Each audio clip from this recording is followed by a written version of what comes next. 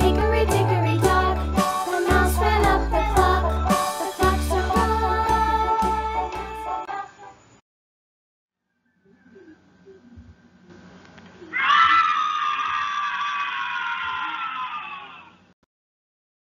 I, it, you,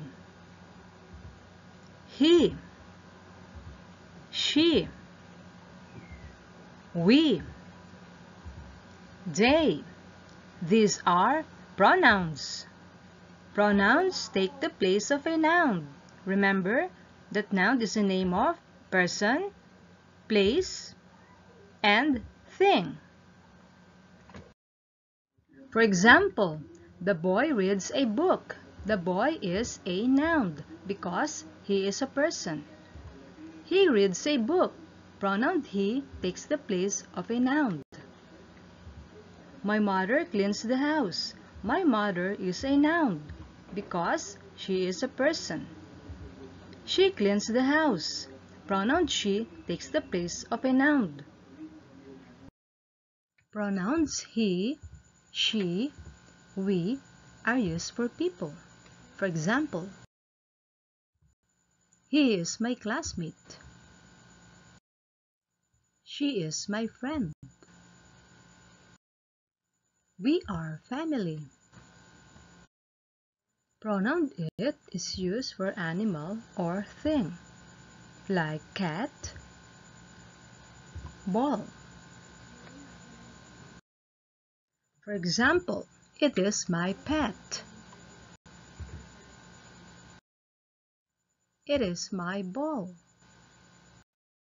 Pronouns I, you, he, she are used for one person.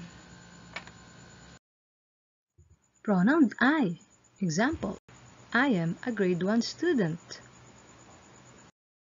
Pronoun it is used for one animal or thing. Pronoun we is used for more than one person. Pronoun they is used for more than one person, animal, or thing. For example, they are my classmates. We are friends. Tom and I are good friends. We are good friends.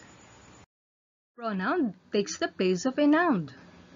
Like for example, John is my friend. He is kind. Mother bakes a cake. She is a good baker. My pet is a kitten.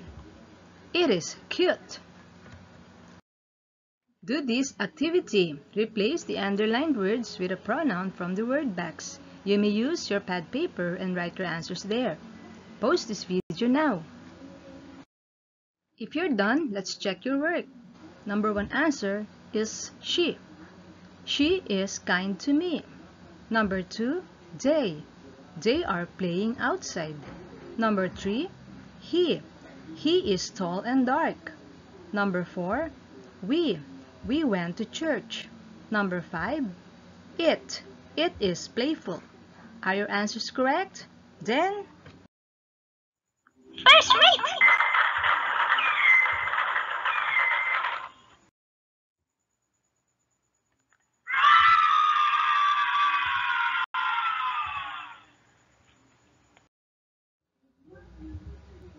Remember kids, be kind to one another.